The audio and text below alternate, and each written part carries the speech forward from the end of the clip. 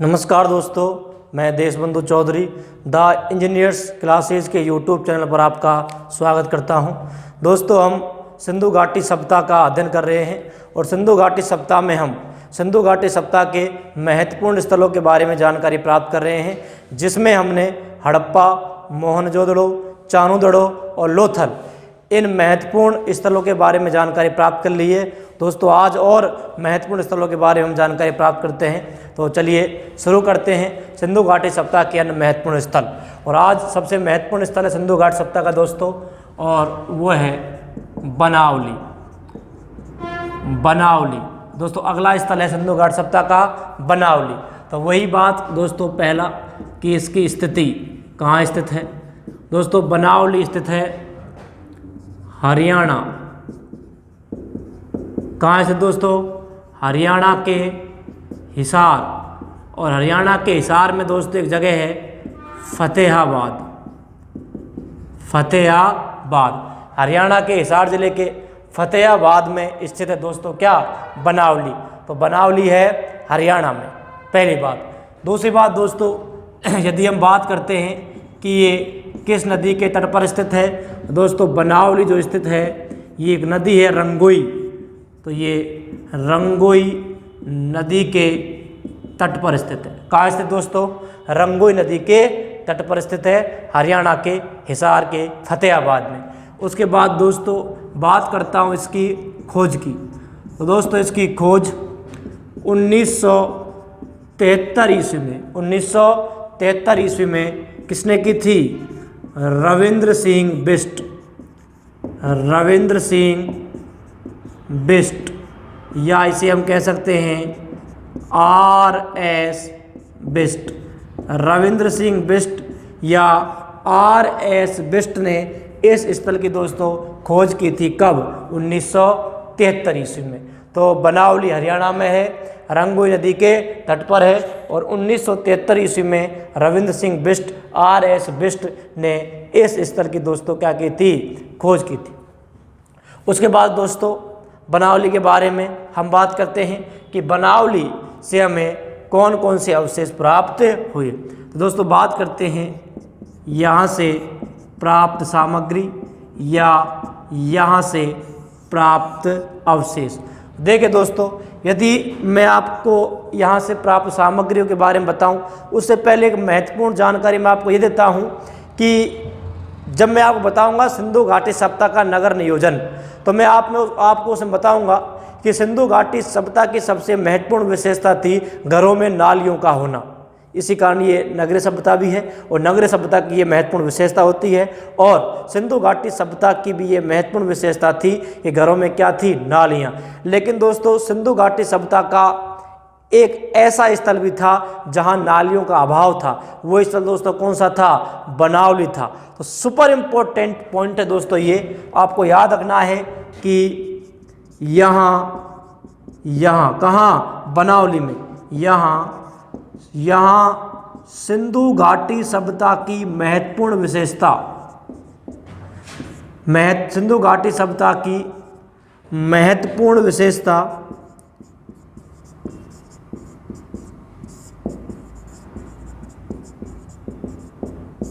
क्या थी? नालियाँ, घरों में नालियों का होना। और यहाँ क्या था? उनका अभाव।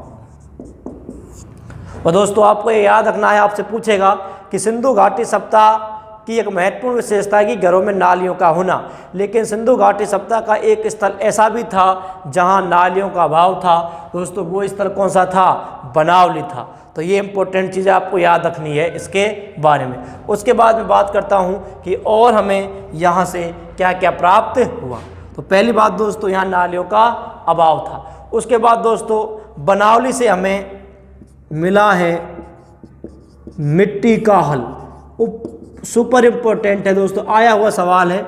ये कॉलेज लेक्चरर, कॉलेज व्याख्याता 2016 में राजस्थान में एक एग्जाम हुआ था, जिसमें सवाल पूछा गया था कि मिट्टी के हल के साक्ष्य सिंधु घाटी सप्ताह की किस स्थल से प्राप्त हुए थे।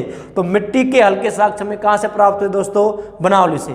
उसके बाद दोस्तों यहाँ से हमें प्राप्त हुए हैं उन्नत किस्म के जौ। उन्नत किस्म के जौ। तो उन्नत किस्म के जौ के साक्ष्य कहाँ से प्राप्त हैं दोस्तों? बनावली से। गेहूं और जौ, गेहूं और जौ प्राप्त हुआ था हड़प्पा से। चावल एवं बाजरा, चावल एवं बाजरा प्राप्त हुआ था दोस्तों लोथल से।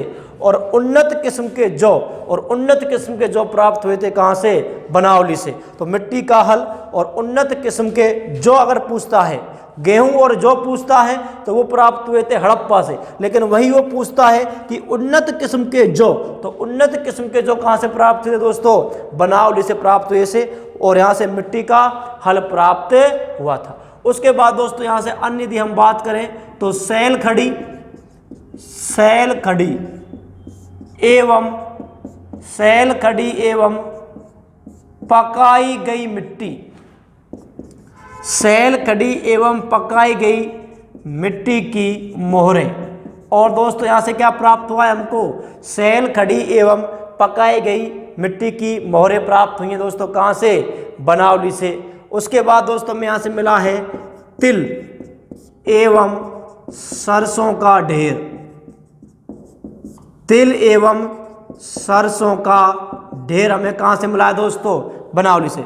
और हम बात करते हैं यहाँ से क्या मिला है, और मिला यहाँ से दोस्तों मातृ देवी की लघु मृण मूर्ति, मातृ देवी की लघु मृण मूर्ति भी कहाँ से प्राप्त है दोस्तों? बनावली से। तो एक बार फिर मैं आपको बताता हूँ, बनावली हरियाणा के हिसार के फतेहाबाद में स्थित रंगोई नदी के तट पर स्थित था। इसकी खोज 1973 ईस्वी में किसने की थी दोस्तों? रविंद्र सिंह बिष्ट या RS बिष्ट ने।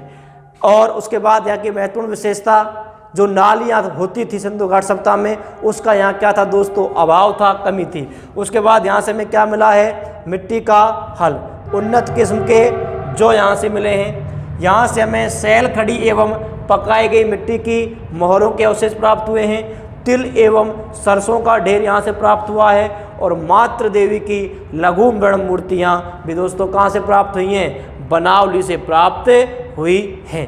तो यहाँ तक आप इसको उतारिए, महत्वपूर्ण स्थल है बनावली। इसके बाद दोस्तों हम अगले स्थल की बात करते हैं। तो बनावली को आप उतार लीजिए, इसका आप स्क्रीनशॉट ले लीजिए।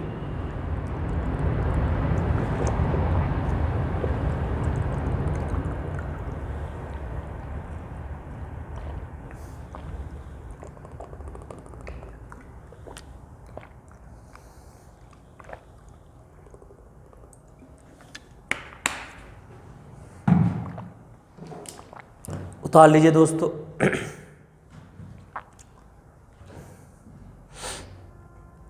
बहुत बढ़िया आप पढ़ रहे हैं। एक एक को आप उतारिए, रजिस्टर और पेन लेकर बैठिए। बहुत ही महत्वपूर्ण जानकारियाँ आपको हैं, ये आपके लिए मददगार साबित होंगी विभिन्न प्रतियोगी परीक्षाओं में।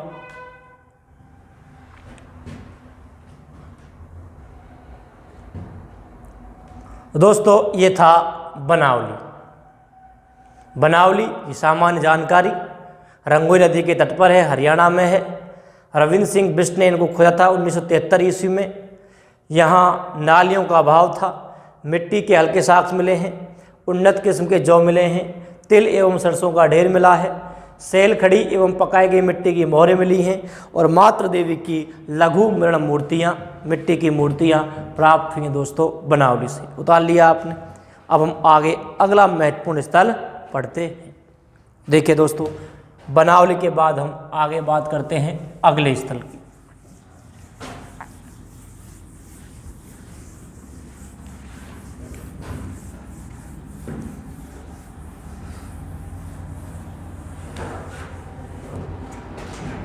अगला स्थल देखिए दोस्तों, हम बात करते हैं अगले स्थल की, सुरकोटदा। अगला स्थल है दोस्तों सुरकोटदा। तो जैसा कि मैंने आपको बताया है कि हर स्थल को हम 3-4 पॉइंटों के माध्यम से पढ़ते हैं। उसकी स्थिति, किस नदी के किनारे स्थित था वो, किसने उसकी खोज की थी या उत्खनन किसने किया है उसका व्यापक तौर पर, और वहाँ से हमें कौन कौन सी सामग्रियाँ या अवशेष प्राप्त हुए हैं। तो इन्हीं संदर्भों में दोस्तों हम पढ़ेंगे अगले स्थल सुरकोटदा को। सुरकोटदा देखिए, पहली बात हम बात करते हैं इसकी स्थिति की।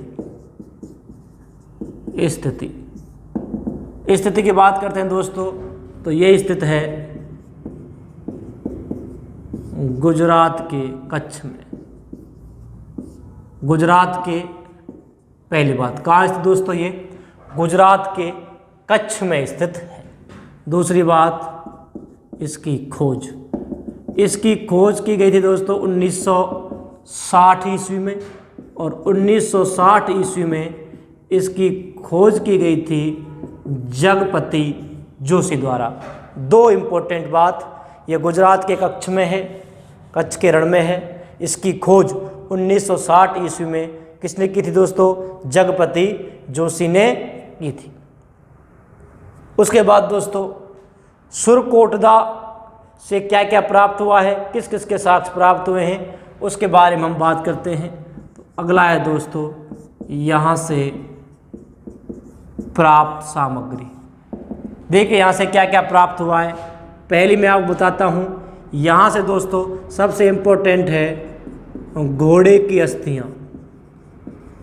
यहाँ से हमें दोस्तों प्राप्त हुई हैं क्या, ये एकमात्र स्थल है जहाँ से क्या प्राप्त हुई हैं? घोड़े की अस्थियाँ, घोड़े की हड्डियाँ।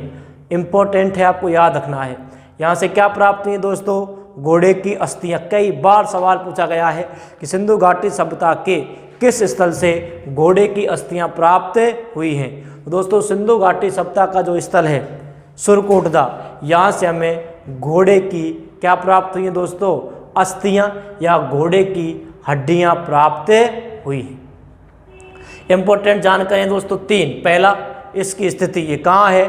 गुजरात के कच्छ में है। इसकी खोज दोस्तों 1960 ईस्वी में की थी, किसने? जगपति जोशी ने। सामग्री, और यहाँ से जो इम्पोर्टेंट जो अवशेष मिला है ना दोस्तों, जो इम्पोर्टेंट है, जो कई बार पूछा गया है, यहाँ से हमें क्या प्राप्त हुई है दोस्तों?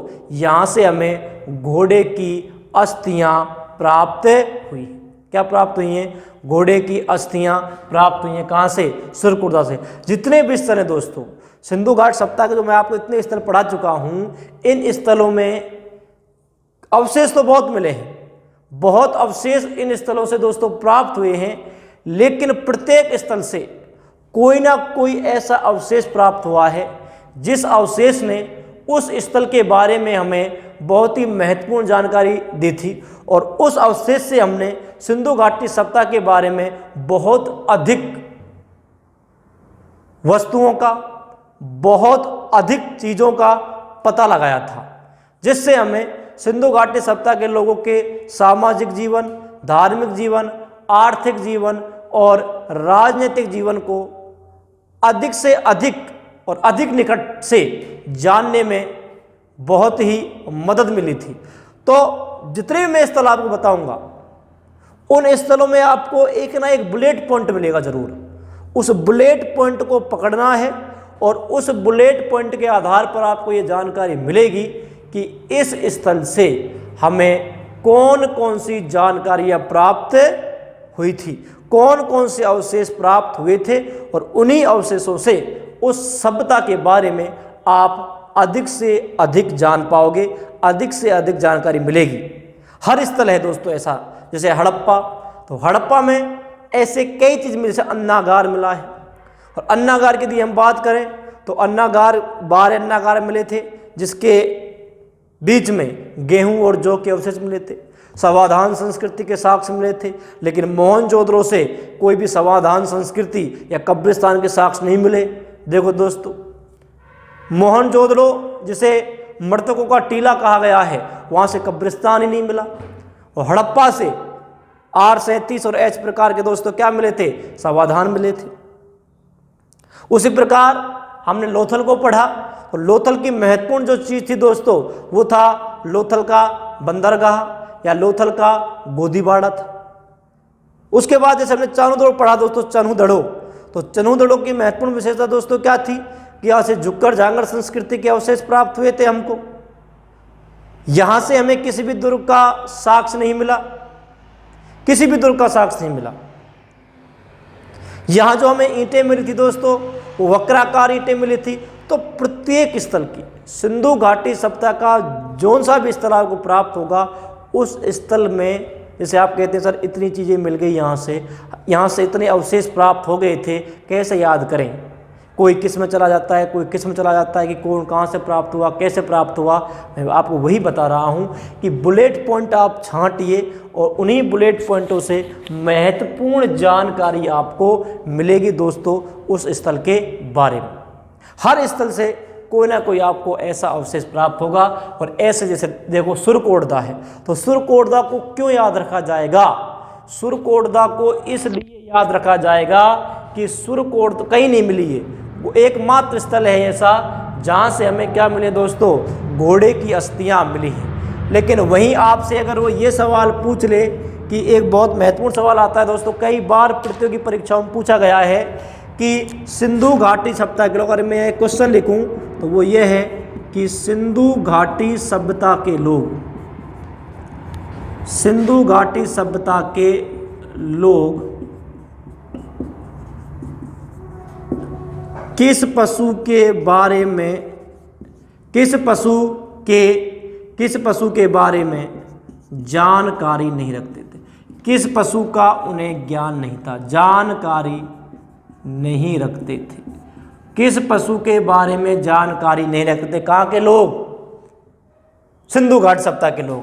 तो आपसे पूछ सकता है वो ऑप्शन दे देगा वृषभ, बी दे देगा हाथी, सी दे देगा दोस्तों गधा और डी दे देगा वो घोड़ा। और आपसे पूछेगा कि निम्न में से किस पशु के बारे में जानकारी नहीं रखते थे, तो आप जाओगे कहाँ?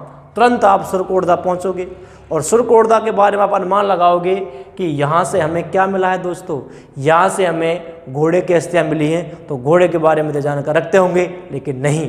तो इसका सही उत्तर क्या हो जाएगा? घोड़ा।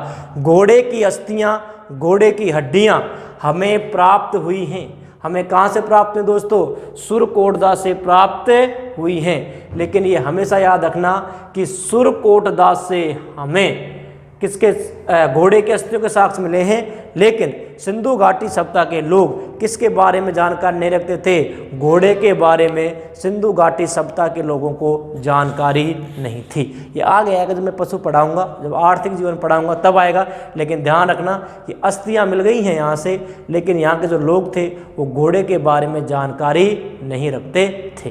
तो सुरकोटदा दोस्तों कहाँ है? गुजरात के कच्छ जिले में है। इसकी खोज किसने की दोस्तों?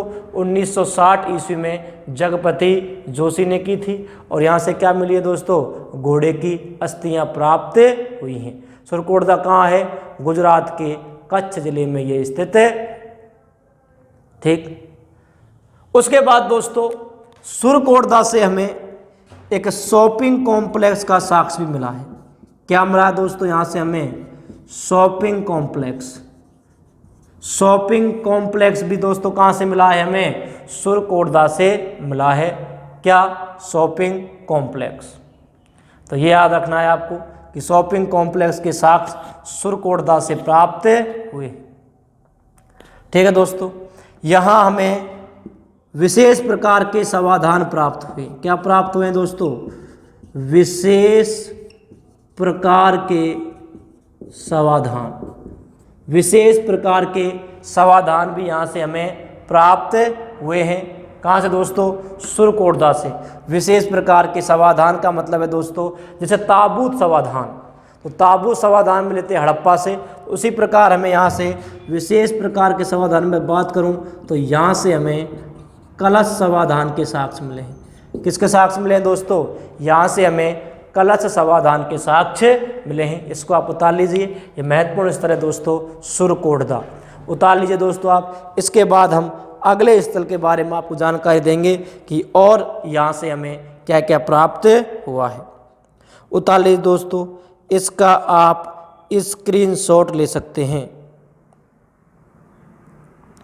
स्क्रीनशॉट ले सकते हैं दोस्तों आप इसका, इसको आप उतार सकते हैं।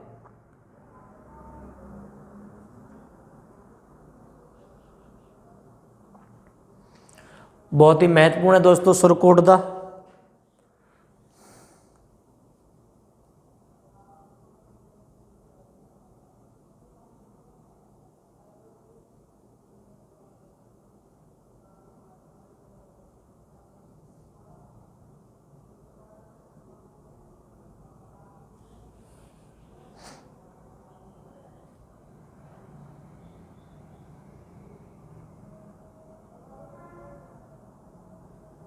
चलिए दोस्तों, अगला स्थल हम पढ़ते हैं कि और हमें यहाँ और कौन कौन से स्थल हैं और उन स्थलों से हमें कौन कौन सी जानकारी प्राप्त हुई थी।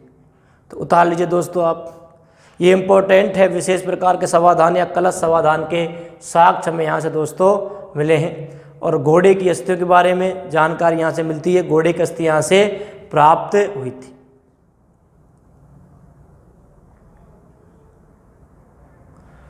उसके बाद दोस्तों अगला स्थल देखते हैं हम, उतार लिया आपने।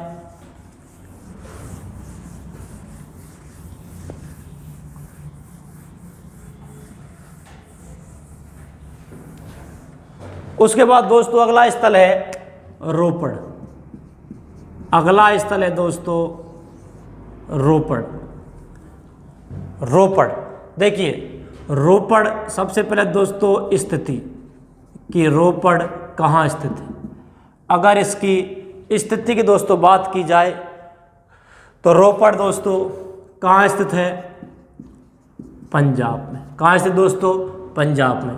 उसके बाद दोस्तों नदी, किस नदी के किनारे स्थित है दोस्तों, ये स्थित है सतलज नदी के किनारे। दोस्तों रोपड़ पंजाब में है और किस नदी के किनारे स्थित है दोस्तों, ये सतलज नदी के किनारे स्थित है। उसके बाद दोस्तों हम बात करते हैं इसकी खोज की। इसकी खोज दोस्तों की गई थी 1950 ईस्वी में। किनके द्वारा, ब्रजबासी लाल, या दोस्तों इनको कहते हैं बीबी लाल। ब्रजबासी लाल या बीबी लाल द्वारा 1950 ईस्वी में इसकी दोस्तों खोज की गई थी, ब्रजबासी लाल या बीबी लाल द्वारा। उसके बाद दोस्तों इसका उत्खनन किया गया था 1953 से और 1956 ईस्वी के मध्य। और दोस्तों ये किया था यज्ञदत्त शर्मा ने, यज्ञदत्त शर्मा, या दोस्तों इन्हें कहते हैं वाई.डी. शर्मा। तो दोस्तों इसका उत्खनन किया था 1953 से 1956 ईस्वी के मध्य यज्ञदत्त शर्मा या वाई.डी. शर्मा ने। दोस्तों यहाँ से एक सवाल आता है, आपसे ये पूछेगा कि भारत की स्वतंत्रता के बाद, यानी 1947 के बाद, भारत की स्वतंत्रता या भारत की आज़ादी के बाद सबसे पहले खोजा गया स्थल कौन सा था। तो सिंधु घाटी सभ्यता का प्रथम स्थल जो भारत की स्वतंत्रता के बाद सबसे पहले खोजा गया एवं जिसका उत्खनन किया गया था दोस्तों, कौन सा है वो है दोस्तों कौन सा, रोपड़। तो इम्पोर्टेंट सवाल है दोस्तों ये कि ये क्या है, भारत की स्वतंत्रता के पश्चात, भारत की स्वतंत्रता के पश्चात खोजा गया एवं उत्खनित किया गया। भारत की स्वतंत्रता के बाद खोजा गया एवं उत्खनित किया गया प्रथम स्थल कौन सा है दोस्तों, रोपड़ है। बहुत ही इंपॉर्टेंट सवाल है दोस्तों। तो भारत की स्वतंत्रता के बाद खोजा गया एवं उत्खनित किया गया प्रथम स्थल दोस्तों कौन सा है, रोपड़। अब वो पूछेगा दूसरा स्थल कौन सा है। प्रथम स्थल दोस्तों है रोपड़, और रोपड़ दोस्तों कहाँ है, पंजाब में। और दूसरा स्थल है दोस्तों कालीबंगा। कौन सा है, कालीबंगा। और कालीबंगा दोस्तों कहाँ है, कालीबंगा कहाँ है, पढ़ेंगे हम विस्तार से, राजस्थान के हनुमानगढ़ जिले में। कालीबंगा दोस्तों कहाँ है, राजस्थान के हनुमानगढ़ जिले में। तो सिंधु घाटी सभ्यता का भारत की आज़ादी के बाद, भारत की स्वतंत्रता के बाद खोजा गया प्रथम स्थल, खोजा गया प्रथम स्थल तो दोस्तों कौन सा है, रोपड़ है। और दूसरा स्थल कौन सा है, कालीबंगा है, जो राजस्थान के हनुमानगढ़ में है। कालीबंगा सभ्यता हम पढ़ेंगे दोस्तों विस्तार से। तो 1950 में इसकी खोज की गई थी दोस्तों रोपड़ की, ब्रजबासी लाल या बीबी लाल के द्वारा। इसका 1953 से 1956 ईस्वी के मध्य उत्खनन किया गया था यज्ञदत्त शर्मा या वाई.डी. शर्मा। तो ये इंपॉर्टेंट चीज़ है, आप इसको दोस्तों उतार लीजिए। उसके बाद हम यहाँ से पढ़ेंगे कि यहाँ से कौन कौन सी सामग्री या किस किस के अवशेष हमें प्राप्त हुए थे रोपड़ से। उतार लीजिए दोस्तों, इंपॉर्टेंट जानकारी रोपड़ के बारे में।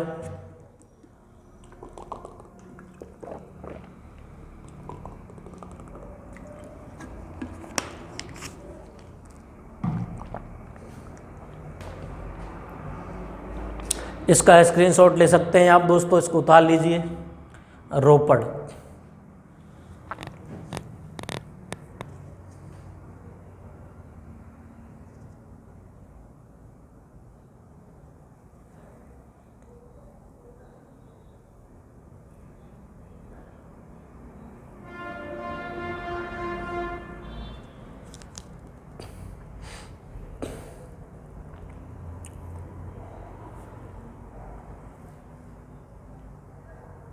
चलिए आगे चलते हैं दोस्तों, एक बार फिर समझा रहा हूं मैं। पंजाब में है रोपड़, सतलज नदी के किनारे। इसकी खोज 1950 ईस्वी में ब्रजवासी लाल बीबीलाल द्वारा की गई थी। इसका उत्खनन दोस्तों 1953 से 1956 ईस्वी के मध्य यगदत्त शर्मा या वाडी शर्मा ने किया था। और भारत स्वतंत्रता के बाद सबसे पहले खोजा गया और उत्खनित किया गया स्थल था रोपड़, और दूसरा स्थल दोस्तों कालीबंगा। अब देखिए यहाँ से क्या मिला है, किस किस के अवशेष यहाँ से हमें प्राप्त हुए हैं। अगला देखिए,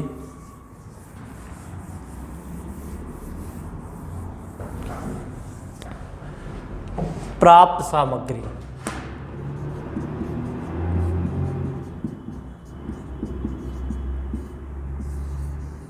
प्राप्त सामग्री की बात करूं दोस्तों, सबसे महत्वपूर्ण अवशेष यहाँ मिला है, वो इम्पोर्टेंट है। एक अवशेष मिला है सबसे महत्वपूर्ण, वही इम्पोर्टेंट है दोस्तों। देखिए क्या मिला है, यहां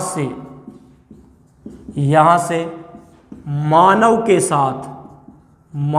साथ कुत्ते को, इंपॉर्टेंट दोस्तों, यहां से मानव के साथ कुत्ते को दफनाए जाने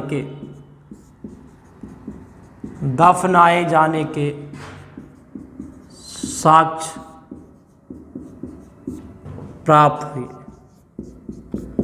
इंपॉर्टेंट है दोस्तों, आपसे पूछेगा कि सिंधु घाटी सभ्यता के किस स्थल से मानव के साथ कुत्ते को दफनाए जाने के साक्ष्य प्राप्त हुए। ध्यान रखना, इसलिए याद रखना दोस्तों कि जब ये सवाल आएगा तो इसके साथ एक ऑप्शन और आएगा। ये सवाल पूछ लिया कि सिंधु घाटी सभ्यता के किस स्थल से मानव के साथ कुत्ते को दफनाए जाने के साक्ष्य प्राप्त हुए, ये सवाल है।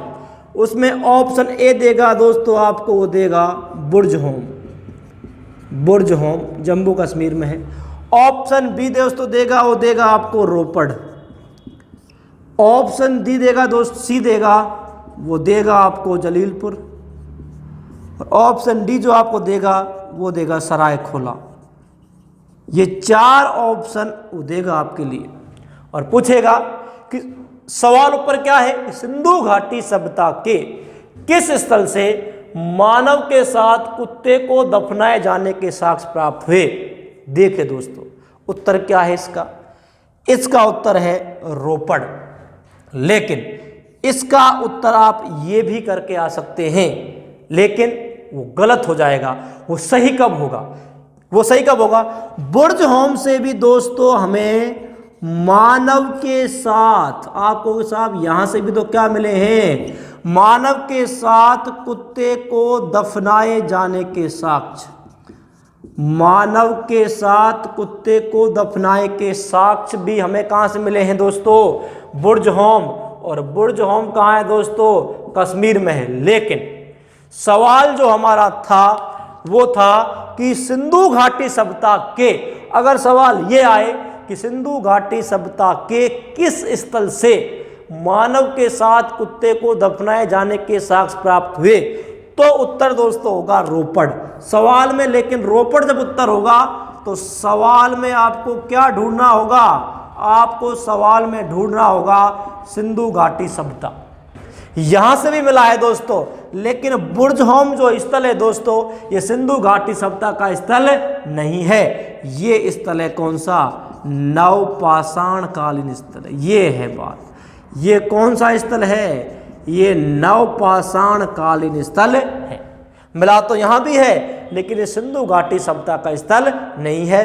तो रोपड़ से दोस्तों हमें क्या मिले हैं, मानव के साथ कुत्ते को दफनाए जाने के साक्ष्य मिले हैं। इंपॉर्टेंट है, आपको याद रखना है।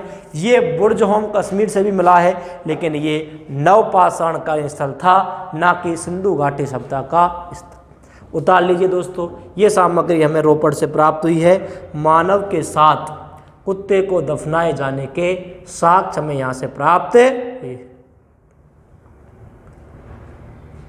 दोस्तों इसके बाद हम सिंधु घाटी सप्ताह के अन्य जो महत्वपूर्ण स्थल हैं उनके बारे में आपको बताएंगे। दोस्तों आज हमने आपको सिंधु घाटी सप्ताह के जो महत्वपूर्ण स्थल हैं दोस्तों बनावली, रोपड़ और सुरकोटदा के बारे में बताया।